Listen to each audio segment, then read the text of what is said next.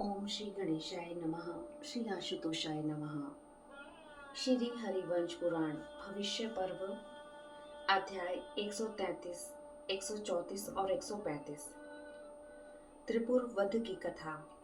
जन्मजय ने पूछा, ब्राह्मण, दैत्यों के जो आकाश में विचरने वाले 3 पुर थे, उनका त्रिनेत्रधारी महादेव जी के हाथ से किस प्रकार वध हुआ, इस प्रसंग को मैं ठीक ठीक और संक्षेप से सुनना चाहता हूँ। वैशंपायन जी ने कहा, राजन, जो समस्त प्राणियों के विरोधी थे, उन बाहुबलशाली दैत्यों का भगवान शंकर के हाथ किस प्रकार निधन हुआ, यह जो तुम मुझसे पूछते हो, यह सारा प्रसंग विस्तार पूर्वक सुनो। पूर्व काल में संपूर्ण प्राणियों के वध की इच्छा वाले उन असुरेंद्रों का वध भगवान शिव ने अपने सीधे जाने वाले 3 त्रिशूलों द्वारा किया था। वे तीनों बहुमूल्य एवं महान धातुओं से निर्मित हुए थे। वे आकाश में उमड़े हुए मेघ समूहों की भांति प्रकट होकर सर्वत्र विचरते थे। जिन्होंने तपस्या से सारे पापों को दग्ध कर दिया था तथा जो अग्नि के समान तेजस्वी थे, वे आत्मज्ञानी ब्रह्म ऋषि ही अपने नेत्रों द्वारा उन असुरों को देख पाते थे। वे वायु के समान वेग से समूचे आकाश को अपना ग्रास बनाते हुए से जान पड़ते थे। उन तेजस्वी पुरुष की शोभा बहुत अधिक थी। कैलाश के श्रृंगों की भांति प्रकाशित होने वाले बड़े बड़े प्रसाद शिखरों से युक्त दैत्यों का वह नगर अनेक सूर्यों से प्रकाशित आकाश के समान सुशोभित होता था। ऊंची ऊंची पताकाओं से सुशोभित तथा चमचमाती हुई तलवारों से प्रकाशित वह त्रिपुर नामक नगर आकाश में विशाल विद्युत के समान उद्भासित होता था। उस नगर में दैत्यराज सूर्यनाभ, चंद्रनाभ तथा अन्य महापराक्रमी बल अभिमानी दानव रहते थे। वे अभिमान से मोहित होकर ब्रह्मा जी के बनाए हुए देवयान और पितृयान मार्ग को तोड़ते फोड़ते एवं नष्ट करने लगे। इस प्रकार हाथ में धनुष लेकर उन श्रेष्ठ असुरों और दानवों ने जब अग्नि बल से युक्त देवयान और पितरों के बल से युक्त पितृयान नामक महामार्ग का अपहरण कर लिया, तब समस्त देवगण ब्रह्मा जी के पास दौड़े। उनके मुख उदास हो गए। वे दोनों मार्गों के नष्ट होने से गमन कर्म का उच्छेद हो जाने के कारण अत्यंत शोकाकुल हो रहे थे। वे ब्रह्मा जी के सामने खड़े होकर आर्तनाद युक्त स्वर से बोले, देवताओं को भाग देने वाले पितामह शत्रुगण हमारे यज्ञ भाग का उच्छेदन करके हमें मार रहे हैं। वक्ताओं में श्रेष्ठ, उन दैत्यों के वध का कोई उपाय बताइए, जिसे जानकर हम बाहुबलशाली देवता समर में शत्रु को पीड़ित कर सके। तब वरदायक ब्रह्मा जी ने उन देवगणों को सांत्वना देकर उनसे कहा, देवताओं, तुम सब लोग शत्रुओं से बदला लेने का उत्तम उपाय सुनो। वे समस्त दानव अविनाशी भगवान शंकर के सिवा दूसरे के लिए अवध्य हैं। उनके उस वचन को मन और वाणी द्वारा स्वीकार करके सब देवता रुद्रगणों के साथ पृथ्वी पर आए।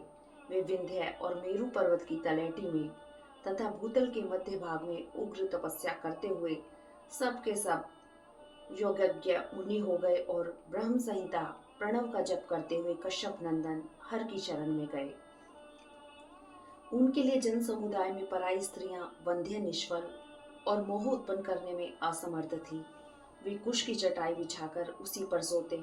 तांबा और लोहा ही उनका आभूषण था। स्वयं मरे हुए वनचारी काले मृगों के शरीरों में उधेड़ कर लिए गए सुंदर और कोमल मृग चरम एवं बाघंबर ही उनके पहनने के वस्त्र थे। व्याघ्र चरम धारण करके माया से अपने को छिपाकर समस्त देवता आकाश मार्ग का आश्रय ले भगवान शंकर के धाम में जा पहुंचे और उन भगवान विश्वनाथ हर को प्रणाम करके स्पष्ट शब्दों में उनसे बोले, भगवान, आपने हमारी ओर से मुंह फेर लिया है, इसलिए जैसे राख से ढकी हुई आग में अज्ञानवश दी गई आहुति निष्फल हो जाती है, उसी प्रकार हमें मिला हुआ वरदान व्यर्थ हो गया। देवाधिदेव ब्रह्मा जी ने आकाशचारी देवताओं के समीप जो बात कही थी, उनके उस बल का वचन का आप देश काल के अनुसार पालन करें। इस प्रकार देवताओं के कहने तथा भावी कार्य के प्रभाव से प्रेरित हो इंद्र आदि देवताओं के साथ महादेव जी कवच बांधकर युद्ध के लिए तैयार हो गए। वे सब के सब कवच और अलंकार धारण करके स्वर्ण की कांति से प्रकाशित हो सूर्य के मार्ग का आश्रय ले प्रज्वलित अग्नियों के समान उद्भासित होने लगे। महादेव जी के साथ कवच बांधकर युद्ध कुशल समस्त रुद्रगण अपने तेज से शत्रुओं को दग्ध करने लगे। वे पर्वतों के समान ऊंचे दिखाई देते थे। दानवों का अंत करने की इच्छा वाले वे सभी महात्मा बलवान तथा इच्छानुसार रूप धारण करने वाले थे। वे अपने विश्वमय शरीर से कवच बांधकर युद्ध के लिए तैयार हो गए। कुबेर सहित इन समस्त देवताओं द्वारा सब ओर से घिरे हुए त्रिनेत्रधारी महादेव ने धनुष बाण लेकर त्रिपुरवासियों के साथ युद्ध आरंभ कर दिया। जिस प्रकार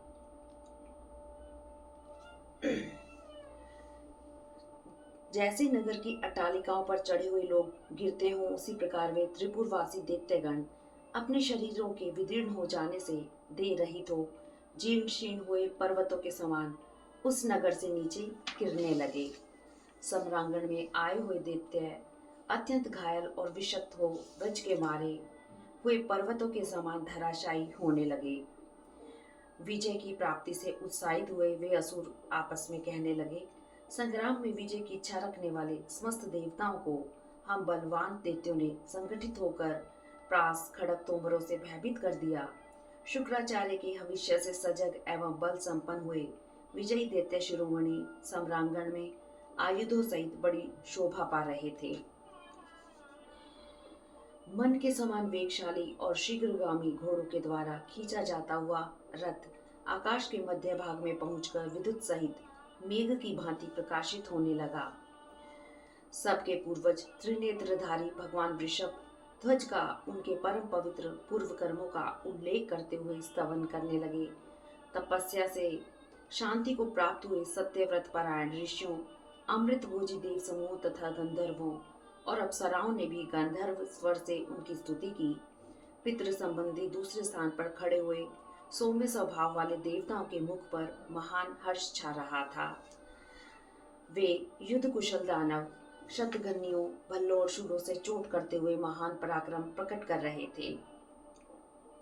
उनके माया निर्मित खड्गों और बाण वर्षाओं से आहत होते हुए देवता मृत्यु के पथ पर खड़े गंधर्व नगर के समान आकार वाला महादेव जी का वह रथ उनके साथ ही बड़े संकट में पड़ गया। उन असुरों के प्रासों, खड्गों, बाणों और तोमरों की मार खाकर दैत्यों के भार सहन करने में समर्थ भारी विचित्र बहुसंख्यक अस्त्र शस्त्रों से पीड़ित होकर शचीपति इंद्र जहाँ के तहाँ खड़े रह गए। इसी बीच में ब्रह्मा जी के पुत्र महर्षियों का दिव्य शब्द प्रकट हुआ। यह आगे चलने वाला भगवान शंकर का रथ भूमि पर प्रतिष्ठित हो रहा है। यह अजय होकर भी सब लोगों के देखते देखते जीतने योग्य हो गया। रथों में श्रेष्ठ भगवान शंकर के उस रथ के पृथ्वी पर गिरते ही समस्त प्राणी भूतल पर आ गिरे। बड़े बड़े वृक्ष झोंके खाने लगे। वहां जो वृद्ध ब्राह्मण थे वे उस परम उत्तम मंत्र का जप करने लगे जो सर्वत्र विजय चाहने वाले पुरुषों के लिए ब्रह्ममय तेज स्वरूप है। वह तेज इस लोक और परलोक में भी समस्त प्राणियों को शांति प्रदान करने वाला है। उस तेज स्वरूप महायोगी विष्णु ने सब ओर दृष्टि डालकर अपने आप ही मन को एकाग्र करके योग बल से वृषभ रूप धर्म के स्वरूप का आश्रय ले ब्रह्मभूत रथंतर सामने द्वारा महादेव जी के उस उत्तम रथ को ऊपर उठाया। उस समय वे विष्णुदेव अपने महात्मा त्रिनेत्रधारी शिव के इच्छानुसार रूप धारण करने वाले संपूर्ण बलवान देवताओं के साथ तथा निर्जन वन में वास करने वाले तपोबल संपन्न महर्षियों के तेज से प्रकाशित हो रहे थे। संपूर्ण बल पौरुष से संपन्न देवता जिस पर आरूढ़ थे उस उत्तम रथ को अपने दोनों सिंगों से उठाकर वे महाबली श्री हरि मथे जाते हुए समुद्र की भांति पूरी प्राण शक्ति से गर्जना करने लगे। दो सिंगों से युक्त विषभ रूपधारी बलवान विष्णु तृतीय वायु के स्थान में पहुंचकर पूर्णिमा के समुद्र की भांति जोर जोर से गर्जना करने लगे। तब उस गर्जना से भयभीत हो वे महाबली रण दुर्मद दैत्य कवच बांधकर पुनर्युद्ध करने लगे। उन्होंने धनुष लेकर देवताओं की सेना का मर्दन करना आरंभ किया। फिर तब अविनाशी शिव ने अपने धनुष पर सुंदर पंख वाले और तीखे अग्नितुल्य तेजस्वी बाण को रखकर उसे ब्रह्म अस्त्र से संयुक्त किया। फिर उस ब्रह्म दंड को उस त्रिपुर संज्ञक दैत्य नगर पर छोड़ दिया। भगवान शिव ने मन ही मन उस बाण का सत्य ब्रह्म योग तथा उग्र तपस्या द्वारा बलपूर्वक 3 रूपों में संधान करके उस दैत्य नगर पर ऐसे बाण छोड़े जो सबके प्राण हर लेने वाले थे। वे बाण उदीप्त स्वर्ण की सी कांति वाले, स्वर्णमय और अत्यंत निर्मल थे।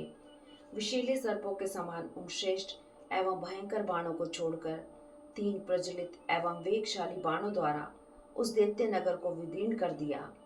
बाणों के आघात से जलते हुए गोपुर विंध्य पर्वत के शिखरों के समान उन तीनों पुरों सहित भस्म होकर बिखर गए। अग्नि से जलकर भीतर आग छिपाए हुए वे तीनों पुर पृथ्वी पर गिर पड़े। त्रिपुर के नष्ट हो जाने पर देवताओं ने बड़े हर्ष से यह बात पूछी, पुरुषोत्तम, आप ही संपूर्ण बड़े हुए शत्रुओं को नष्ट कीजिए। इस प्रकार उस समय योग बल से संपन्न एवं मुस्कुराते हुए महायोगी विष्णु की ही ब्रह्मतुल्य ऋषियों ने, भगवान शंकर ने तथा बल पौरुष से संपन्न ब्रह्मा जी सहित देवताओं ने स्तुति की। इस प्रकार श्री महाभारत के खिल भाग हरिवंश के अंतर्गत भविष्य पर्व में त्रिपुर वध विषयक 133वां अध्याय पूरा हुआ। ओम नमो भगवते वासुदेवाय नमः। अध्याय 134 हरिवंश में वर्णित वृतांतों का संग्रह। वैशंपायन जी ने कहा, जन्मेजय, इस हरिवंश में क्रमशः कहे गए वृतांतों का यहाँ संक्षेप से कीर्तन किया जाता है। इसमें पहले हरिवंश में आदि सृष्टि का वर्णन है, तत्पश्चात भूत सृष्टि का वर्णन किया गया है। फिर वेन के पुत्र पृथु की कथा है। इसके बाद मनुओं का वर्णन, वैवस्वत मनु के कुल की उत्पत्ति तथा धुंधुमार की कथा आई है। फिर गोलव की उत्पत्ति, इक्ष्वाकु वंश का वर्णन, पितृकल्प, श्राद्ध तथा सोम एवं बुध की उत्पत्ति का प्रसंग है। तदंतर अमावसु के वंश का वर्णन, जो पढ़ने और सुनने वाले की कीर्ति को बढ़ाने वाला है। इसके बाद इंद्र के अपने स्थान से च्युत होने और पुनः उस पर प्रतिष्ठित होने का प्रसंग है। तत्पश्चात शत्रुवृद्ध की संतति का वर्णन, फिर दिवोदास की प्रतिष्ठा, राजा त्रिशंकु की कथा, जयजयाति का चरित्र, पुरुवंश का वर्णन है। इसके बाद श्री कृष्ण के प्राकट्य का वर्णन है। फिर स्यमंतक मणि का तथा संक्षेप में कहा गया है। तत्पश्चात भगवान विष्णु के अवतार बताए गए हैं। तदंतर तारकाम्य युद्ध का प्रसंग है। फिर ब्रह्मलोक का वर्णन है। भगवान विष्णु के योग निद्रा से उठने की कथा है। इसके बाद ब्रह्मा जी और पृथ्वी के वचन हैं। तत्पश्चात देवताओं के अंशावतरण की कथा है। तदंतर द्वितीय विष्णु पर्व में कंस के प्रति नारद जी का वचन, भगवान विष्णु का जल में सोए हुए षडगर्भ नामक दैत्यों के जीवों को खींचकर निद्रा देवी के हाथ में देना, आर्या देवी की स्तुति, श्री कृष्ण के अवतार का विस्तार पूर्वक वर्णन, उनका गौओं के व्रज में गमन, छकड़े का उलटना, पूतनावध, अर्जुन नामक जुड़वे वृक्षों को तोड़ देना, गोपों को भेड़ियों का दर्शन तथा समस्त गोव्रज का वृंदावन में निवास, इन विषयों का क्रमशः वर्णन है। इसके बाद वर्षा का वर्णन, श्री कृष्ण द्वारा यमुना के कालिय दह का दर्शन, कालिय नाग का दमन, बलराम द्वारा धेनुकासुर और प्लम्बासुर का वध, शरद वर्णन, गिरि यज्ञ का आरंभ, श्री कृष्ण द्वारा गोवर्धन धारण, उनका गोविंद पद पर अभिषेक, उनकी गोपियों के साथ क्रीड़ा, उनके द्वारा अरिष्टासुर का वध और कंस का अक्रूर को व्रज में भेजना, इन विषयों का उल्लेख है। फिर कंस के प्रति अंधक के वचन, केशी का वध, अक्रूर का व्रज में आगमन, लौटते समय उन्हें यमुना में नागलोक का दर्शन, श्री कृष्ण के द्वारा कंस के धनुष के तोड़े जाने का वर्णन, कंस की चाणूर और मुष्टिक से बातचीत, श्री कृष्ण द्वारा कुबलियापीड, चाणूर तथा आंध्रदेशीय मुष्टिक का वध, कंस का निधन, कंस की स्त्रियों का विलाप, उग्रसेन का अभिषेक तथा श्री कृष्ण द्वारा यादवों को आश्वासन आदि विषयों का वर्णन है। बलराम और श्री कृष्ण का गुरुकुल से विद्या पढ़कर लौटना, जरासंध का मथुरा पर घेरा डालना और पराजित होकर लौटना, विक्रदु का भाषण, श्री कृष्ण और बलराम को परशुराम जी का दर्शन और उनसे बातचीत, उन सब का गोमंत पर्वत पर चढ़ना, जरासंध का आक्रमण, उसके द्वारा गोमंत पर्वत का दहन, श्री कृष्ण और बलराम का करवीरपुर में जाना, श्री कृष्ण द्वारा श्रृंगाल का वध तथा दोनों भाइयों का मथुरा में आगमन आदि प्रसंगों का वर्णन है। इसके बाद बलराम द्वारा यमुना का आकर्षण, यादवों का मथुरा से हट जाना और काल यवन का युक्तिपूर्वक वध, इन्हीं विषयों का वर्णन है। तदंतर द्वारका का निर्माण, रुक्मणी का हरण, रुक्मणी के साथ श्री कृष्ण का विवाह, बलराम द्वारा रुक्मी का वध, 62वें अध्याय में बलदेव जी के महात्म्य तथा 109वें अध्याय में बलदेव जी के द्वारा प्रद्युम्न को हार्निक स्रोत के उपदेश का वर्णन है। फिर 63वें अध्याय में नरकासुर के वध का वर्णन है। तदंतर पारिजात हरण, द्वारकापुरी का पुनः विशेष रूप से निर्माण, द्वारका में प्रवेश, सभा में प्रवेश, नारद जी के वचन तथा वृष्णिवंश की परंपरा का वर्णन है। इसके बाद षटपूर्वत की कथा, अंधकासुर संहार, श्री कृष्ण की समुद्र यात्रा, जल क्रीड़ा, कौतूहल, भीमवंशी वीरों की मधुपान में प्रवृत्ति, श्री हरि की इच्छा से चालुक्य गांधर्व का भूतल पर आनयन, भानुपुत्री भानुमति के हरण की कथा, शंबरासुर का वध, धन्योपाख्यान, वासुदेव महात्म्य तथा बाणासुर के युद्ध आदि विषयों का विस्तार पूर्वक वर्णन किया गया है।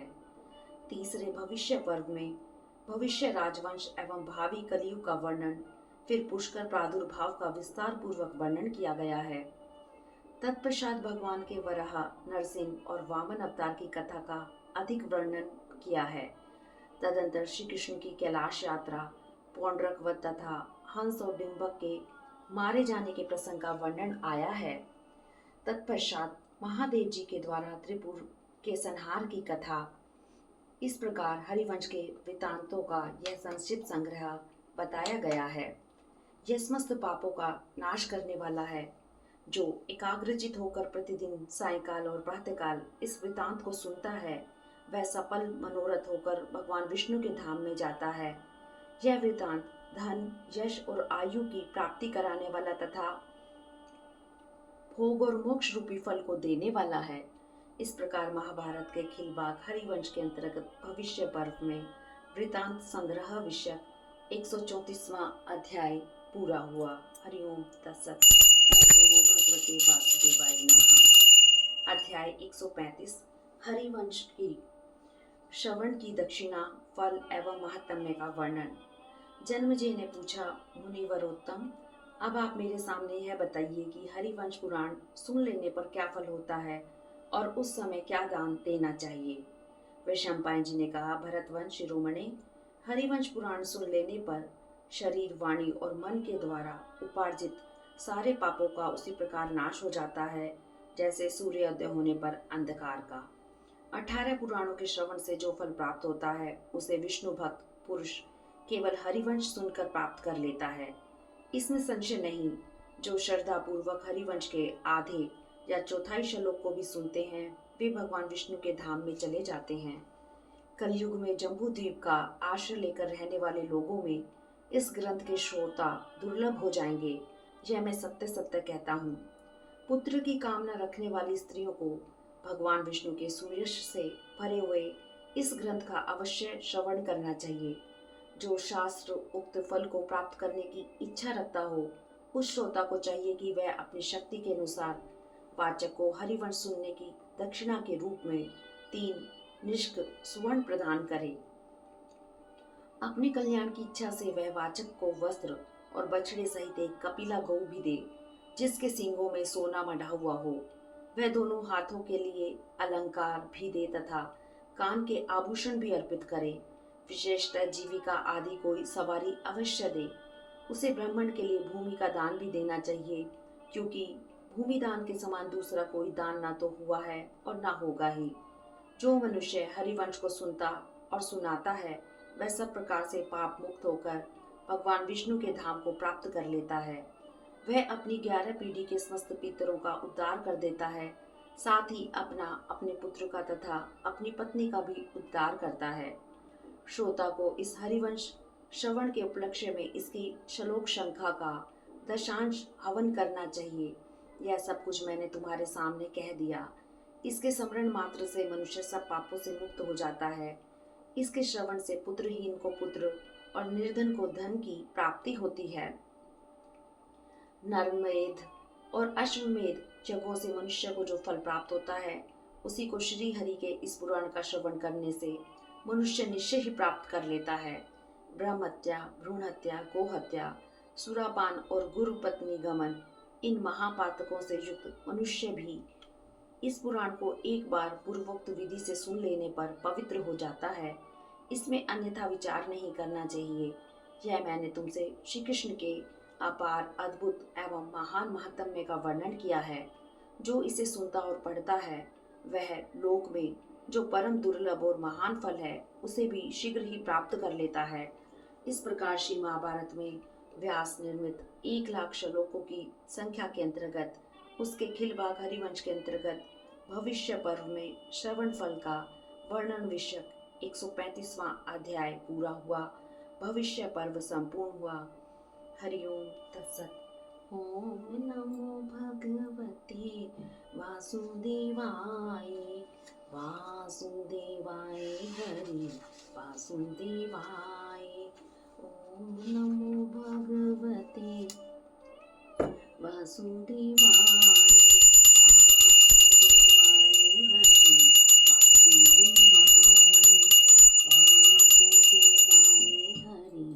वासुदेवाय नरियोत्तम हरि वासुदेवाय।